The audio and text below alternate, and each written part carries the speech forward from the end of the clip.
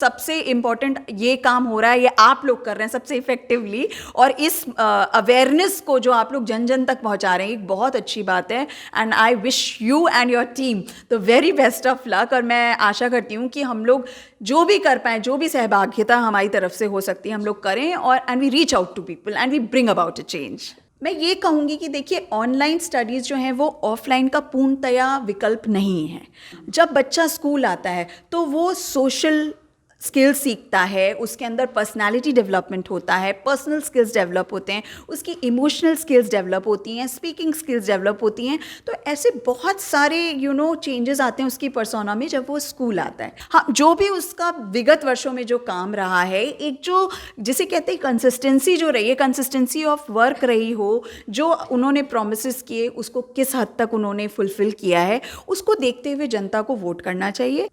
नमस्कार, आप देख रहे हैं आईपा यानी कि all India progressive politic association, वो मंच जहां हम बात करते हैं प्रगतिशील राजनीति की, उन मुद्दों की जो जन सरोकार से जुड़े हैं, वो मुद्दे जो देश में प्रगति लाएंगे। और आज इन्हीं मुद्दों पर बात करने के लिए हमारे साथ मौजूद है वरदान इंटरनेशनल एकेडमी की फाउंडर और प्रिंसिपल ऋचा खन्ना जी। स्वागत है मैम आपका। नमस्कार। नमस्कार मैम, जैसा कि मैंने आपको बताया कि आईपा एक ऐसा मंच है जहाँ पे हम बेसिकली प्रोग्रेसिव पॉलिटिक्स को बढ़ावा देना चाहते हैं। हम चाहते हैं कि अब लोगों प्रॉब्लम्स की तो बहुत बात हो चुकी है, लेकिन अब हम सोल्यूशंस पे बात करना चाहते हैं।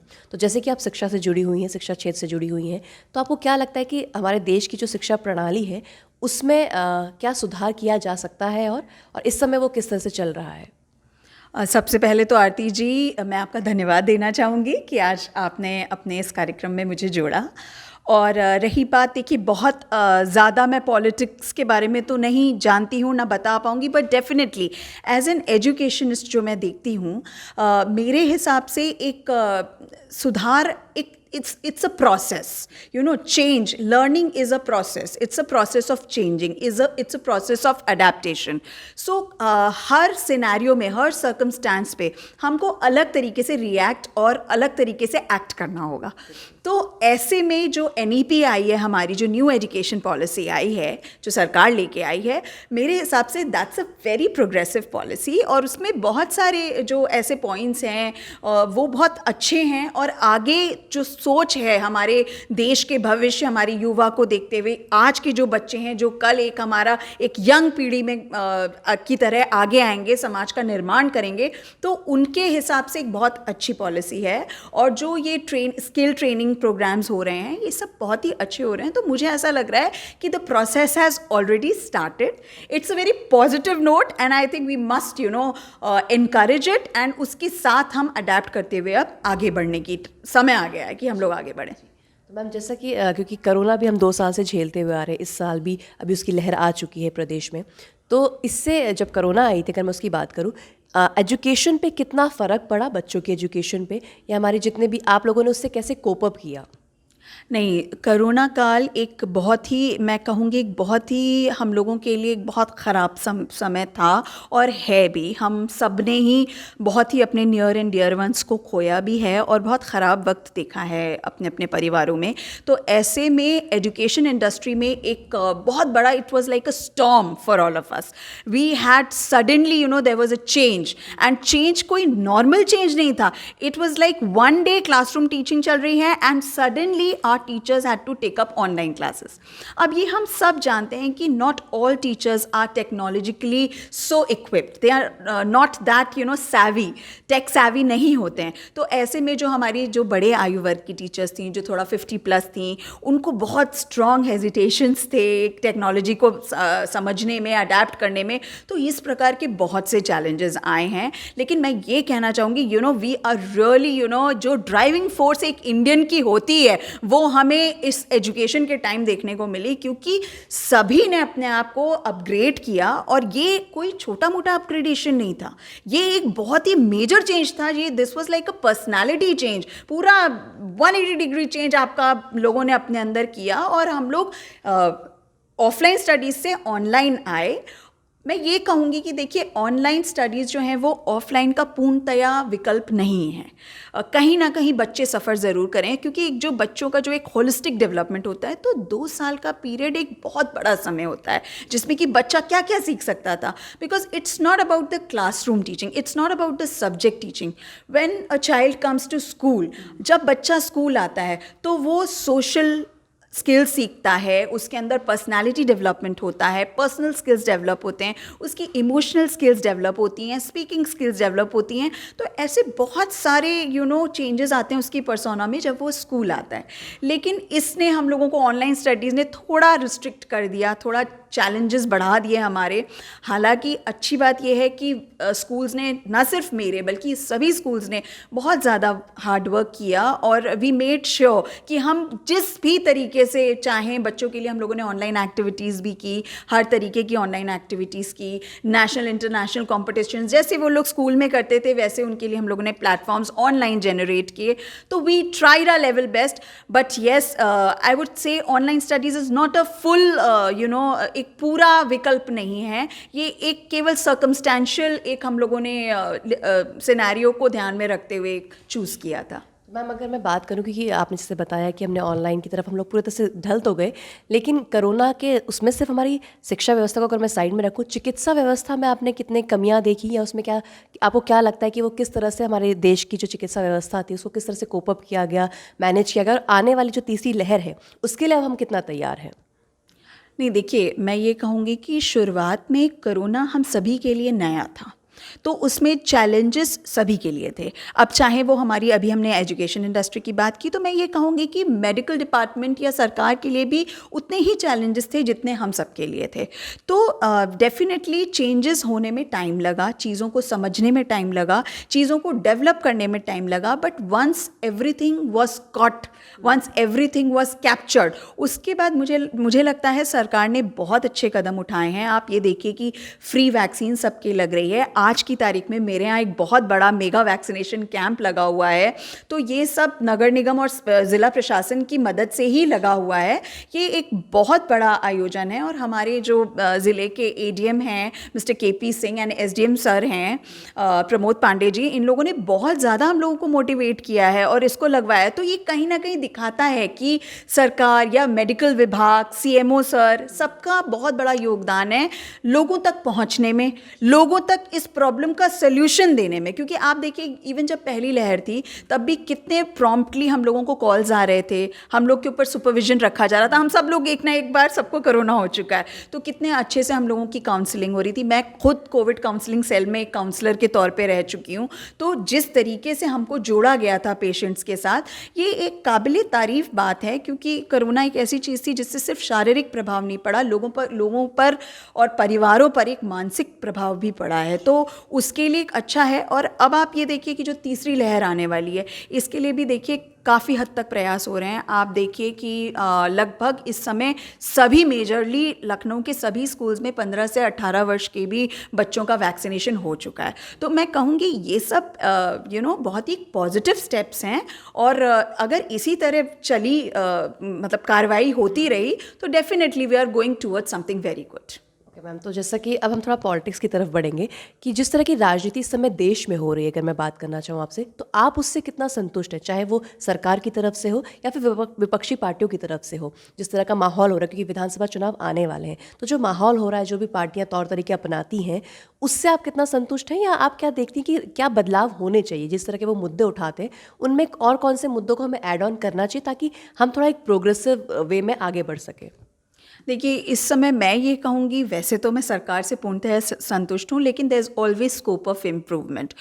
तो इस पर मैं यही कहना चाहूँगी कि जो मुद्दे लिए जाते हैं वो ज़मीनी मुद्दे कई बार नहीं होते हैं। मतलब कई बार कुछ प्रैक्टिकली और प्रोग्रेसिव मुद्दे लेने चाहिए। We should talk more about on education, how we should reach out to children, how we should change अपना जो एजुकेशन सिस्टम है उसको हम बाकी विश्व के सारे एजुकेशन के सिस्टम्स के समतल किस प्रकार कर सकते हैं, इस पर बात होनी चाहिए। इस तरीके के विषयों को उठाना चाहिए। अब जैसे कि मेडिकल फैसिलिटीज़ है, बहुत अच्छी हैं, जैसे कि हमने अभी बात की, लेकिन इसको हम और कैसे एक्टिवेट कर सकते हैं? क्योंकि देखिए, जो पढ़ा लिखा वर्ग है वो सब हमसे जुड़ रहा है। पर हम जानते हैं भारतवर्ष एक ऐसा देश है जिसमें कि एक बहुत बड़ा सेक्शन रूरल सेक्शन है और बहुत सारी भ्रांतियां हैं। तो अब देखिए, मान लीजिए हम स्कूल के व्यवस्था में या और भी अपनी कैपेसिटी में हम बहुत सारे प्रोग्राम्स कराते हैं, अवेयरनेस प्रोग्राम्स कराते हैं, पर हम उस वर्ग को हम पहुंच नहीं पाते, वहाँ तक हम नहीं पहुंच पाते। तो यहाँ पर रोल आ जाता है सरकार का। तो मैं ये कहूँगी इवन सरकार और इवन जो विपक्षी दल हैं,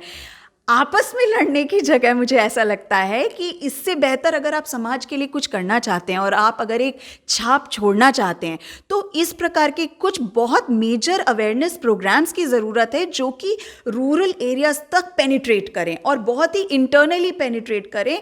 उनकी मानसिक स्तर को, उनकी जो सर्कमस्टेंशियल चीज़ें हैं, उनको ध्यान में रखते हुए उनको अवेयर किया जाए किस तरीके से वो मोटिवेट हो सकते हैं। हमें ज़रूरत है कि एक हैंड होल्डिंग की ज़रूरत है। तो ज़रूरत है कि हम हाथ पकड़ के उनको खींच के लाएं, क्योंकि हम सब ये जानते हैं कि जब तक जन वैक्सीनेट नहीं होगा तो कहीं ना कहीं हम सब खतरे में हैं। तो मैम, अगर मैं बात करना चाहूँ, आपने जैसे क्षेत्र की बात की कि हमें रूरल एरियाज़ में जाना पड़ेगा, तो मैं बात करना चाहूँगी स्थानीय मुद्दों की। क्या आपको नहीं लगता कि कहीं ना कहीं इसमें जनता की भी गलती, क्योंकि हम लेके तो नेताओं को तो हम ही आते हैं ऊपर।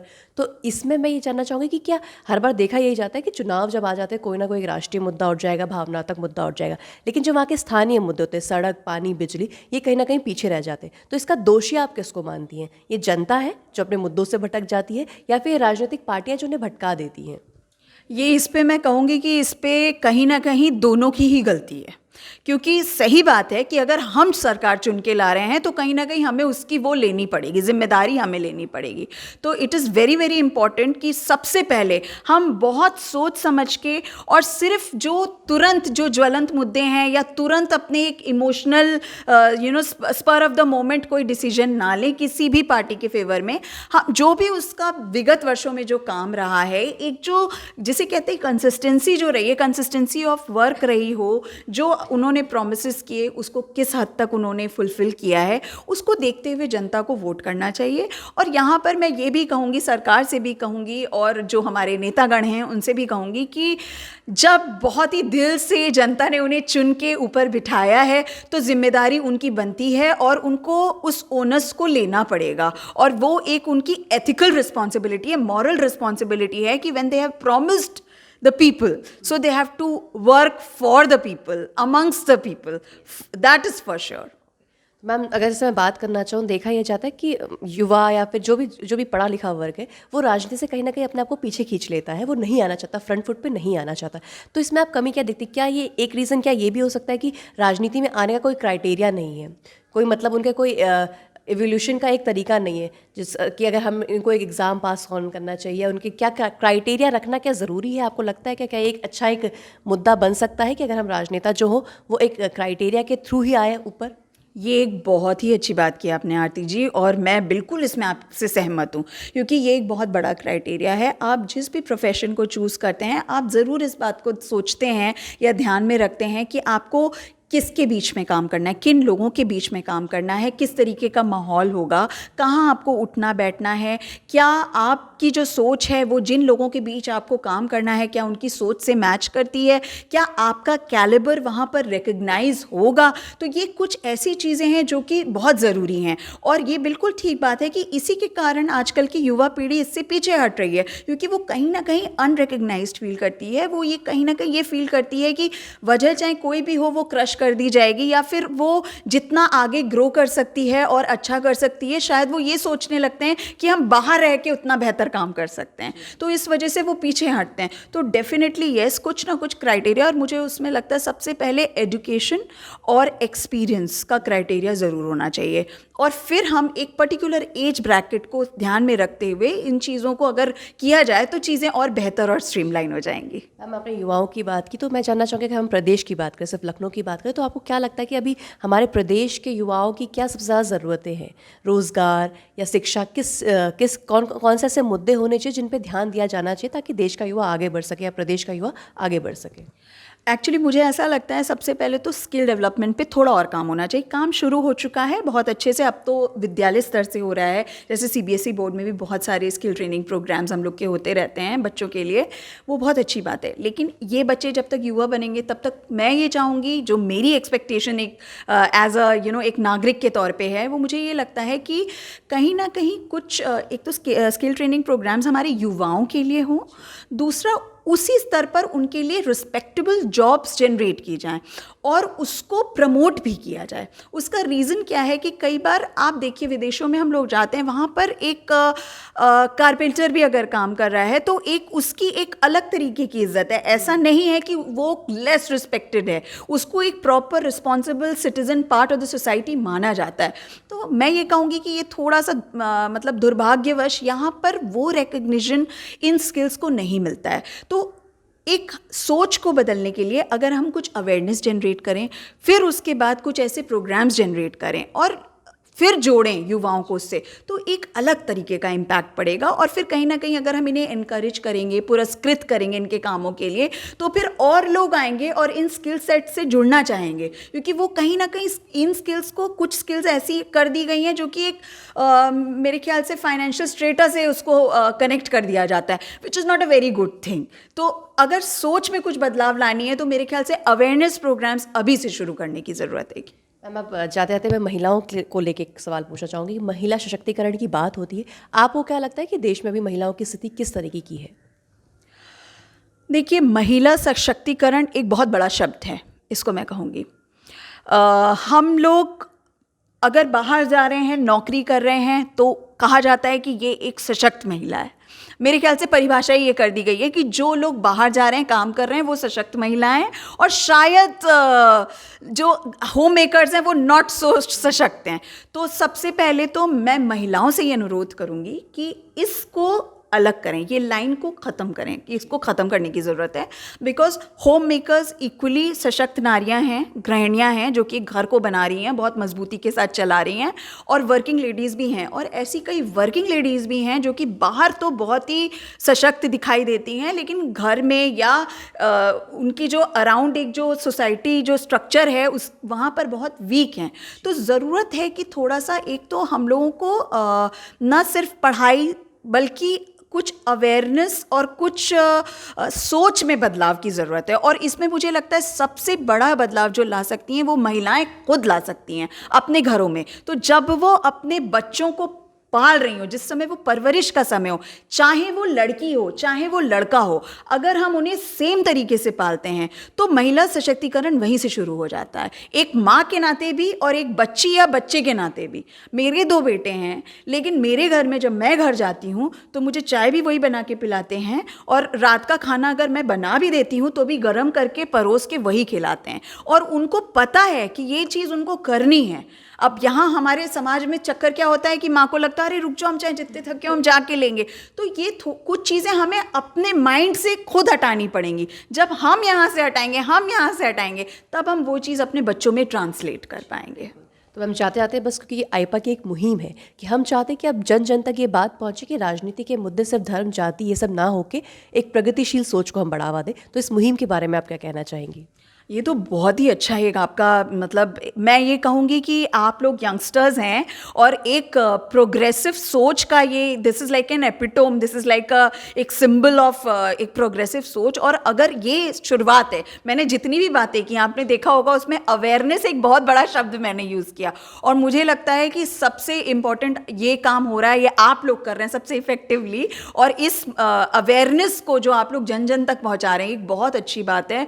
And I wish you and your team the very best of luck. और मैं आशा करती हूँ कि हम लोग जो भी कर पाएँ, जो भी सहभागिता हमारी तरफ से हो सकती है हम लोग करें, और and we reach out to people and we bring about a change. Thank you so much ma'am. तो ये थी ऋचा खन्ना मैम जिन्होंने बात की बदलाव की, अवेयरनेस की। हमारे चैनल से जुड़े रहने के लिए इसे लाइक, शेयर और सब्सक्राइब करना ना भूलें। धन्यवाद।